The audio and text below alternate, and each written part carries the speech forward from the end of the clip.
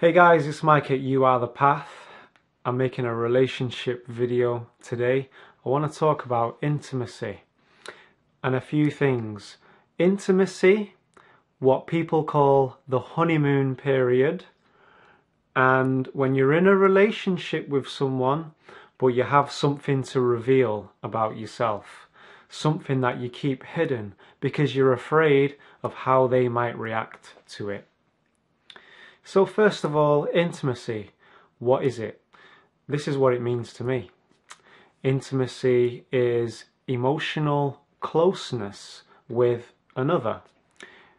It can be a romantic other, or it can be a friend, a co-worker. Well, not necessarily co-workers. You don't really get onto that level with co-workers all of the time, but sometimes we do when we go for a drink, like the office party, and that develops a little more intimacy, which can result in bonding. And when we bond, the idea is that we work well together. We work well with those that we bond with, and there it is, bonding with your partner, with your romantic partner, to work as a part in a partnership. So it's emotional closeness. It's when you reveal to the other your true feelings, thoughts, fears and desires. And there's an element of vulnerability in that, because to reveal that part of yourself, you're opening yourself up. You're opening yourself up to ridicule, to criticism, because we don't always know how the other is going to react when they find out who we really are.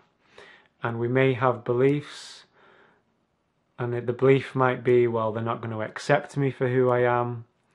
And those are the things that keep the real us from coming out. And then when we don't allow that out, we're not relaxed, because we feel that we can't be ourselves. We feel that we're not going to be accepted, that we're not going to be loved if we reveal who we really are. So true intimacy can't happen without trust. You have to be able to trust the other in order to reveal that about yourself. And the rewards are worth it. The rewards are worth it. You can have sex without intimacy, but it's hollow without real emotional intimacy. But you can also have intimacy without sex. But intimacy and sex together, that's the real thing. So if you're in a partnership, in a relationship with someone, reveal who you are. See if the relationship is strong enough to handle who you are. If they can't handle who you are, it's best you know ahead of time, rather than investing a year, 5 years, 10 years, 20 years of your life and then finding out that they can't handle the real you. So you may as well let it be known. Reveal to them who you are. If the relationship isn't strong enough, then at least you know. And you can go about the business of being who you are, following your excitement, the things that resonate with you, being fulfilled in that, and then you'll attract somebody into your life that will reflect your feeling of being full. When we don't feel like we're enough, when we feel like we're missing something, then you're going to attract someone that reflects your feeling of lack, your feeling of being incomplete. So become a whole person first. And then when a whole person and a whole person get together, that's a good recipe for joy. So there's what's known as the honeymoon period. What's the honeymoon period? Well, this is what it means to me. So the honeymoon period is where two people meet and they're on their best behaviour, and they only exhibit the very best of themselves, and each other only see the very best in each other. So it's like walking on clouds during this honeymoon period.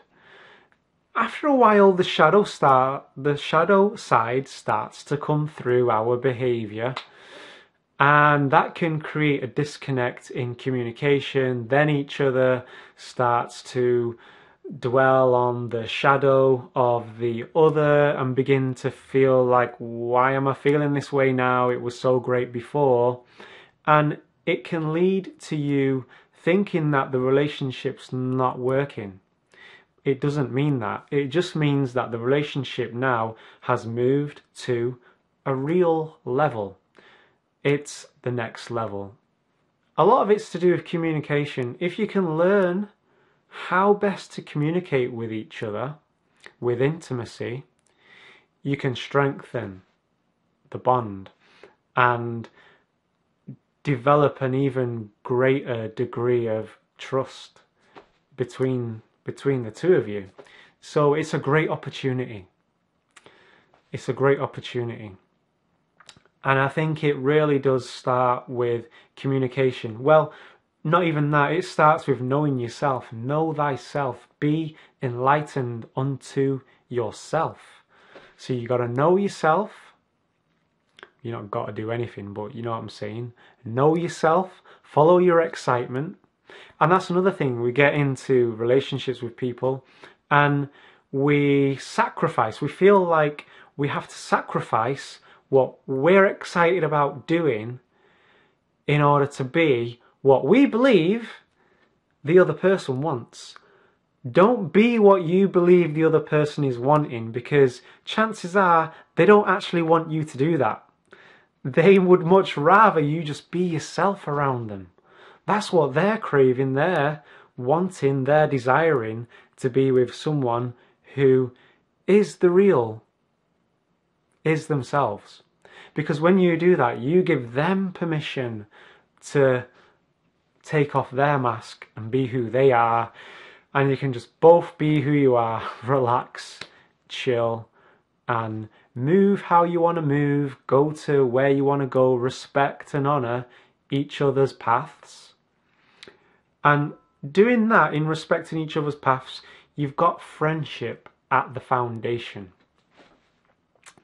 Friendship at the foundation. Not playing a role. Not playing the role of boyfriend, girlfriend, husband or wife.